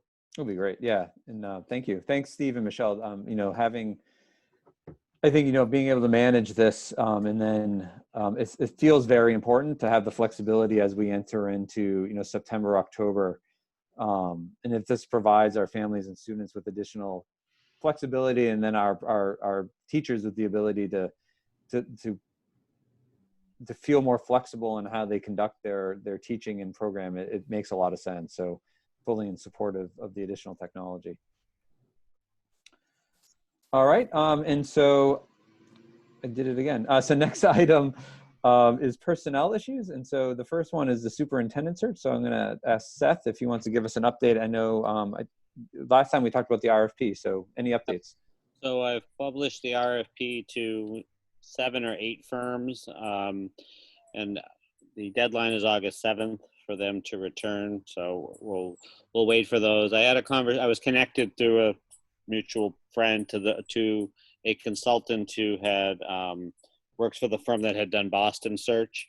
They are more expensive than we would want, but it was an enlightening conversation to me about just how this goes and community, how you get community input, and and that person has volunteered for me to use her to just talk, if I have questions along the way. So it was a helpful conversation to just make. We've done nothing wrong yet, based on my conversation with her. And the next step will be to form a relationship with a consulting firm. So that's where we are. Nice. Congratulations of not screwing it up yet. Not yet. Plenty of time, though. Any questions for any board members on sort of where we are with the superintendent search? Thanks, Seth, for getting the RFP out and for starting that process. Steve, there's 2 other personnel updates. Yes, sure. So tonight we are accepting Harold Martin School Instructional Assistant Tiffany Bauer's resignation. She has moved on to other plans, but we appreciate all that she's done for us. And it's been a while since I've just taken a look at where we are for enrollment. HM, Harold Martin School, Bill and I spoke today. Anybody want to take a guess where we are in kindergarten? 65. Wow. Yeah, so we had 3. We had since June 2nd, we've only had 3, and those 3 came in the last week. So it's a good thing I looked at it today. So we've got 65 kindergartners. 3rd grade, and Bill and I spent a lot of time talking about this today. We are at 23. So that's about our cap on where we'd like to be. Obviously our model, our model, how we're going to mix remote, or if we're back, will affect a little bit of grouping. The other piece is something that we can look at. Right now there's 4 second grades and 3 thirds. And there's 61 or 62. So if worst came to worst, we could do the swap. We could go 3 seconds and 4 thirds if we had to. If we're okay right now, Bill and I are okay at 23. But let's say we got another 6 kids, 25. We would look at a swap. So that's something we're watching closely, as always, as you know. Both Maple Street and high school are pretty stable. We're getting some transition, but we're getting offset. So we've got 7 new students and 7 students perhaps. It's 7 o'clock. I don't know what's going on. I'm sorry about that. But we are getting pretty stable at the other 2 schools right now. And I'll continue to update. But the 65 kindergartens for 4 kindergartens, that's always glad we made that decision. That's the one, right? If it was going the other way, but we got 65, which is a big kindergarten. It's not the 80 something they thought, but it's still up there. Everybody okay? What's 6th grade right now? Did you say it? I didn't. I'll look for you while you guys are. Sorry to bother you. I just was. No problem. Any questions? I hate to have Steve multitasking, but any questions for Steve while he's looking up something for Norm? Sorry, I thought he had to open on his sheet already. No. No worries. It'll take me a little minute, but keep going, keep doing it. Yeah. So as Steve looks that up, the one item I should have brought up under additional meeting, but I didn't. So in the past, the board has had a retreat, a retreat style. So it was an off-board meeting where the board would either go to a location. I think we did it at the library, in the community room at the library, the one time that I was part of the board retreat. I know at other times the board has gone, to other places, and so I know it's social distance, and we've been doing a lot over Zoom. And I guess I just wanted to see, probably what I would recommend. Maybe I'll start there, and you guys can tell me if you like it or not. I want to tweak it. I mean, my recommendation would be, sometime in early September, to try to schedule an in-person retreat somewhere. Social distance, we can do what's comfortable. We can wear masks, but I think there's value in spending a block of time probably together in person, to kind of, and we can work on an agenda together. Like, what are these big picture topics we want to talk about? I think the upcoming budget is probably a really good one to spend some real time digging into. Probably the superintendent search is another good one for us to spend some time digging into as a board. And I'm sure there's a couple others. I don't have a vision for what day of the week, this could be like a Saturday morning type of thing. but I guess I wanted to gauge interest in the board for doing something like that. Because we're all meeting, it's a public meeting. So the members of the public can come and observe if that's what they chose to do. We can set the guardrails for how we want to conduct it. But these are public meetings, so it would have to, they have to be in public. But I do think if we, setting a chunk of time where we're not going through business meetings like we are every Thursday or every other Thursday, but more time to be a bit more loose and sort of talk about these larger issues that I think we're working on as a board in a bit of a more of a conversation type of environment. To me, feels important, and it feels important as we're all a new board, and having the budget, at least this budget process, sort of behind us, so we know what we're facing with. It feels like September is a good time for that. What do you guys think of this? Okay, I'm not seeing anybody give me the down thumb, so that's good. I So, enjoyed it, Jim, when he did. I enjoyed it when we did it last year. We were able to share some thoughts, some visions, and kind of like build off each other and kind of work together on it. So I'm very much in favor of doing that again. So what I'll do is Andrea and I will maybe put some thought together on some dates not so much of an agenda, but maybe just think about some dates that will work. And I'll be in touch to run those by you guys to see if they work, and then find a location. We kind of build out from there, and then anybody has agenda items, we can sort of talk through what we want to include. But we'll start. Andrew and I can start with coming up with some dates and locations in September, and then we'll maybe next Thursday we can at least bring some of those back, and we can sort of settle on a time and place, and then start building on an agenda. Does that sound good? Great. Steve, do you have the 6th grade enrollment number? Last number I had was 66, Mr. Gupel, but I'll check with Amy this week and get an updated number for you. Thank you. Appreciate it. You're welcome. All right. So we've reached the end of our business agenda. So what I would, we've moved, so now we're on the second public comment portion. There we go. I finally got that out. The second public comment. So if you're an attendee and you have a comment you'd like to give, just go to the bottom of your screen and there's a raise your hand button that you can press. That will let us know that you have a comment. And so we have several hands have gone up. So we'll start with, I think that's William Hill. But there we go. Thanks for joining us. You should be on the mute yourself and provide your comment. If you could just state your full name for us. William Hill, 169 Old Hanukkah Road. Want to thank you all for the work that you guys are doing. And I would request that for those spreadsheets that you've been putting up online, maximize black, not white. It's real difficult to view those things because they're way too small for old eyes. Even when they get you zoom in on them, they're not big enough to actually read. So I'd request that you guys break them into smaller pieces and maximize the blacks on the screen, not the white. Thank you. Thank you. Thanks for the comment. And so comment received. Thank you. Appreciate it. Okay, thanks. Have a good night. So next hand I have up is Dennis Goddard. Dennis, hold on one second. Hey, Dennis, you should be able to unmute yourself. Howdy, thank you for unmuting me. Dennis Goddard on Pennacook Road. I was at the budget committee last night, and there was some really good conversation, and Mr. Chamberlain had some particularly sage words that I think are important for everyone, and I've shared these with the board, but I wanted to share them publicly as well. And Steve's observation was that in our looking at reopening, that it's important that we do so, as you will, listening to the science as opposed to hearsay or rumors and fear. That's a very important observation. If it weren't for science, we would miss out on so many things. I fear that there's honestly, I've been reviewing these specific original papers as they come out, really for months now. It's become my hobby.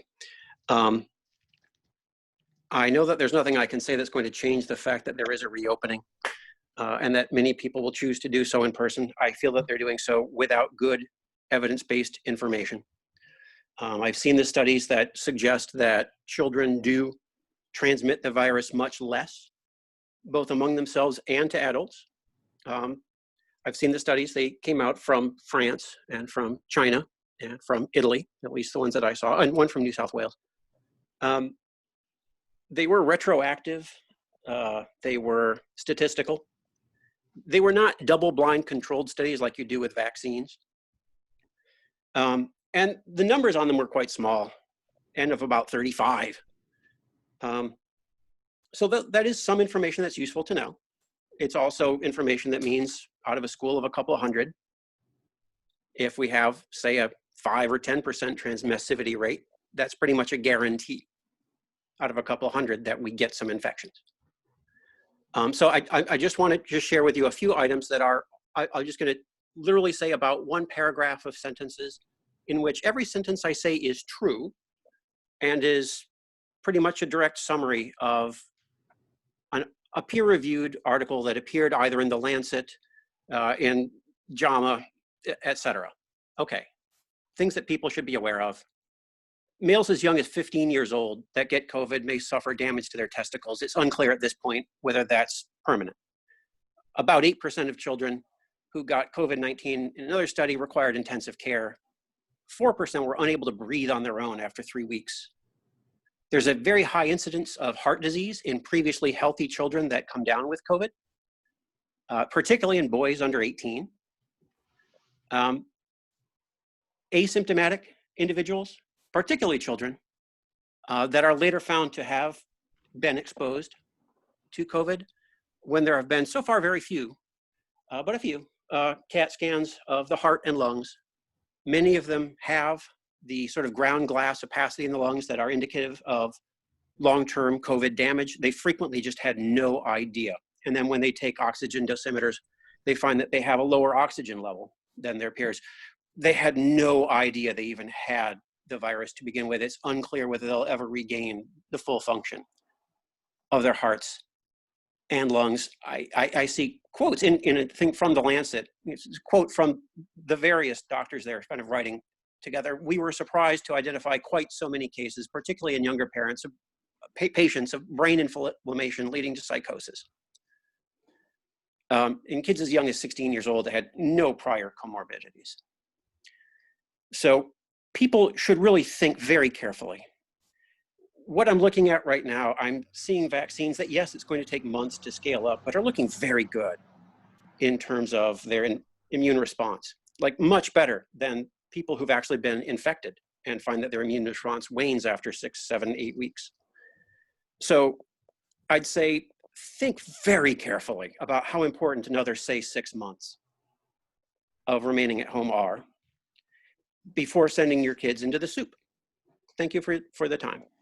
And thank you, Dennis. And I just want to, thank you. You did send an email with the links to those reports. And so thank you for doing, I haven't had an opportunity to look them all yet, but thank you for sending that. And then I know we'll pass them on to Steve. And so the Back to School Committee also has access to those, but we appreciate it. Thank you for your comment. So the next hand I have is Catherine Mateo. Hold on one second, Catherine. There you are. You should be able to unmute yourself. Thanks for joining. Hi, thank you, Catherine Mateo, 108 Park Ave. You guys were talking about the advertising for out of district. I know that you're looking for revenue, which is good. The only thing I'm worried about is, just like that, like the third grade with the 23, 23, 23, and if they want to come, or especially, I mean, even just you guys trying to do the budget and like the very real fact that we don't know who's going to move here, either mid-year or during the summer, and you have to take those kids. And we are spending, $10 million fixing our schools and expanding our classrooms. I would think for students, that are going to be living here. So that's my only concern with that, looking into the future. And then just really quickly, I know you guys all got an email from me about the parent survey that went out, but again, I just want to say it really quick publicly too. I had a few concerns that I gave you guys, but just the very broad questions with kind of narrow answers. I had a really hard time doing that survey and feeling like I was answering it truthfully and accurately, especially like, you know, how do you feel about your kids going back in the fall? Not sure they will attend, they won't attend. That totally depends on what returning looks like. Are they wearing masks all day? Are they not wearing masks at all? Are they wearing it some of the time? Are the class sizes reduced? Are my kids going 1 week and not the next? Are they going one day and then not the next day? Are they going full-time? Are they going part-time? So I really struggled answering it. I did take the STRRT parent survey back at the end of May from the New Hampshire Department of Education. You guys got a copy of that. And that survey went out to parents, administrators and district leaders, teachers and instructors, and then also I think some student wellness groups. So the survey is structured so that you can send it to different basically invested parties, but get consistent responses to move forward from all of those people. And I think it's great that they're totally fine with you guys you basically just copying and pasting those questions and set of answers, you know, into a Google form or whatever format you guys use. It took me about 20 minutes to complete. It was a lot more comprehensive. I felt a lot more comfortable that the answer I was giving was a truthful answer based on the scenario being presented. So I really hope that, you know, you guys could stress that with the task force, you know, and the school nurses and the principals that, you know, if you're going to take data from a survey to make an informed decision, I don't think the survey that I got yesterday is going to help them, especially when half the survey is being left blank because I can't give an answer. So that's it for me. Thank you, guys. Thank you, and thank you for the feedback. And we'll make sure, you know, Steve's heard it, and he's leading the task force, so I think that's good, and we got your email, which we appreciate. And then on your first point, I think it's a good one about tuition. And so, as you heard, we're going to try to do a listening session at some point soon, so we can unpack a lot of this. So, but your comment's a good one and something for us to think about. So, we really appreciate it. Have a great night. So the next hand I see is Tom. I'm gonna get the last name wrong, so I'm just gonna call you Tom. Thanks for joining us. Here you are, Tom. You can unmute yourself. Thanks for joining. He can't see you. How you doing? I think you better consult with Mr. Chamberlain as to how to pronounce my last name. I probably, you know what? I always say the last name wrong, so sometimes it's better just not to try.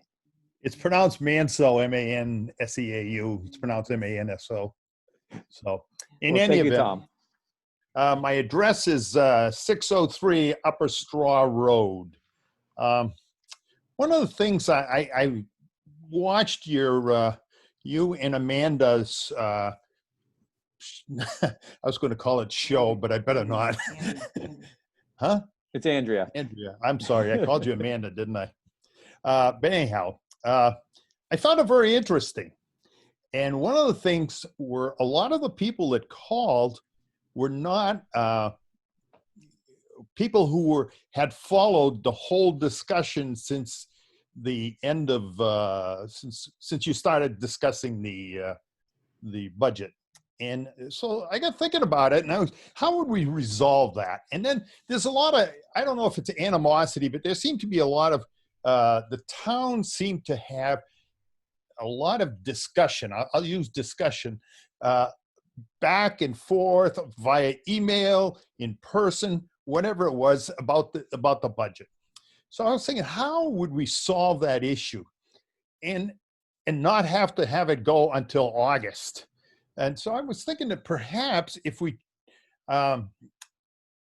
divided the budget up into sections, and what we would do is we would have like a weekly meeting, a public meeting, and where we would outline exactly what we're discussing for that section, and we would do it by line item, and we would be, everybody wants to be transparent, so we would open up everything. If you got a question, you ask it.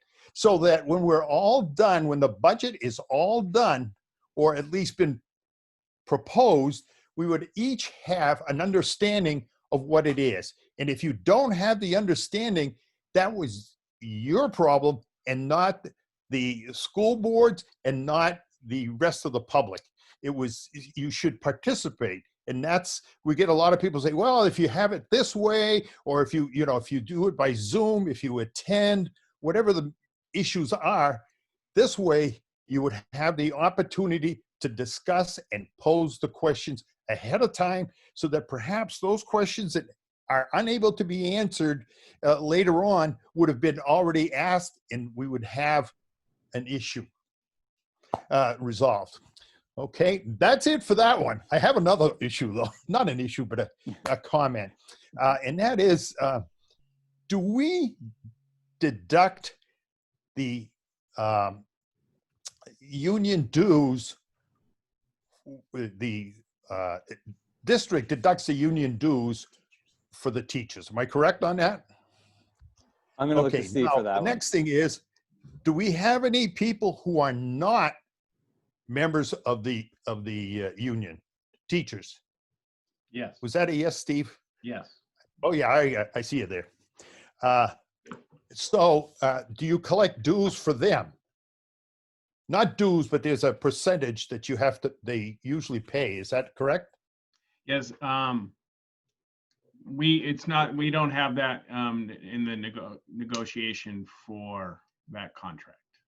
So there's not a mandatory, it's not a, it's not, no, I'm sorry, no. I'll just make it quick. Okay, no, that's what, because I know years ago, the state did it, and if you belong to if you work for the state, you either paid your dues or you paid the portion that the union would use to get your, they would negotiate their pay and what have you. So, and that, I think that was ruled illegal like 3 or 4 years ago by the Supreme Court. So I was just concerned because in the contract, I noticed it said, at least last contract, I noticed it says that the fees and other funds or something, and I didn't know what the other funds were. And so I was just wondering, I hope it's not that, because I think it's illegal. I may be wrong. And but anyhow, that's it. Well, thank you for your comments. Thank you very, very much. I appreciate it. And thanks a lot. Well, have and a I'm wonderful night. Sorry I called you Amanda. But you said you came to our show, and so that's yes, all right. I did. You can call us whatever you like. I liked it. I liked it. And you know what? You can criticize and nobody hears you. I love that part. Have a wonderful night, Tom. Thank you so much. Hey, you too. Next comment is Anne. Anne, you should be able to mute yourself. Thanks for joining.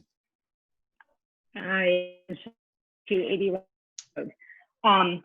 I am not a pediatrician. I'm an internal medicine doctor. But some of the, what I would consider somewhat alarmist statements made by a previous speaker, Dennis Goddard, I'm not so sure about, especially the extrapolation that a certain percentage of our students would end up critically ill in the ICU. Best of my knowledge, since the start of the COVID pandemic, we've had 5 people in Hopkinton diagnosed with COVID. So in terms of transmission rates and percentages and serious outcomes, as far as I know, we have not had a new diagnosis of COVID in weeks in this town. So the pretest probability of having, a student who poses a significant threat is probably pretty low. It's there, and I think we need to be incredibly careful about all reopening plans, and we need to use, masks and social distancing and the things that have been shown to halt progression. But I believe that some of these very severe complications are case reports for the most part. It's not highly prevalent. And I think that, as is true of so many communities, school reentry plans really need to be location specific and take into account what the incidence of COVID is in the community. And so I just wanted to put it out there. I know it's a scary disease, and there are always outliers and very grave complications that can happen, even from simple diagnoses. But I think that we really do need to rely on science and statistics, and not fear, but actual statistics and probability in making some of these determinations. Thanks. Thank you for your comments. Yeah, and it is a big job. The Back to School Task Force has a lot of work ahead of them. And so thank you for your comments. Appreciate it. So that is the last hand that I see up. And so if there's no more hands being raised for public comment, nope. I see one more, and it's Catherine, who's already spoken once. So Catherine, I can bring you over to unmute you for a second time. Hello. Hi, Catherine Mateo, 108 Park Ave. I wanted to do that just because every time you think you can wrap up no, no, I forgot to say that you guys have all done an amazing job working on this budget proposal. I'm so happy that I really think you guys are going to get support for this. And I'm so glad to see the things that you guys are doing to be accessible and transparent. And believe me, it is having an impact on people. And I wanted to mention that. I'm sorry, I forgot before. You guys are doing great work. So yay, thank you. Well, thank you. Tell your friends. We Okay, I will. appreciate it. All right, so I see no other hands. So I am going to close the public comment portion of our meeting. Thank you all for attending and providing your comments. We really appreciate it. And so then I'm going to move to the action items. So if you bear with me one sec. All right, and so trying to rearrange my screen. I'm sorry, guys. So is there a motion for the Hopkinton School Board to accept the superintendent's recommendation to withdraw $92,400 from the Hopkinton School District Building Repair and Maintenance Fund to support the HMHS elevator repair project? So moved. Second. Is there any discussion? Seeing none. Norm? Norm Gupel is a yes. Rob? Rob, you're muted. Yes. Rob Nato is a yes. Andrea? Andrea Folsom, yes. And Seth? Seth A-Frame, yes. And Jim O'Brien is a yes. I just want to say thank you to Steve, Michelle, and everybody who's who made this a priority to fix. I think it's so important, and I'm very happy we found the room and the way to kind of get this project done. Especially, hopefully, we can get it done before students arrive in school, whenever that is. All right, is there a motion for the Hopkinton School Board to accept the superintendent's recommendation to withdraw $9,860 from the Hopkinton School District Building Repair and Maintenance Fund to support the replacement of the driveway at the front of the SAU building? So moved. Second. Any discussion on this item? Hearing none. Seth? Seth A-Frame, yes. Andrea? Andrea Folsom, yes. Rob? Unmuted, Rob Nato, yes. Norm? Norm Gupel, yes. And Jim O'Brien is a yes. So that motion passes. Is there a motion from the Hopkinton School Board to accept the superintendent's recommendation to withdraw $2,000 from the Hopkinton School District Building Repair and Maintenance Fund to support the improvement of the George Park Drainage Project? So moved. Second. Any discussion? Seeing none. Norm? Norm Gupel is a yes. Rob? Rob Nato is a yes. Andrea? Andrea Folsom, yes. Seth? Seth A-Frame, yes. And Jim O'Brien is a yes, so that passes. We are going to skip action item 15 and we'll go to the next item. So is there a motion for the Hopkinton School Board to approve the superintendent's recommendation to accept HMS Instructional Assistant Tiffany Bowers' letter of resignation? So moved. Second. Is there any discussion? Hearing none. Seth? Seth A-Frame, yes. Andrea? Andrea Folsom, yes. Rob? Rob Nato, yes. And Norm? Norm Gupel, yes. And Jim O'Brien is a yes. So that passes 5-0. And so we have, as we've discussed, 2 items for non-public. One would be a student issue or C, and a legal issue for E.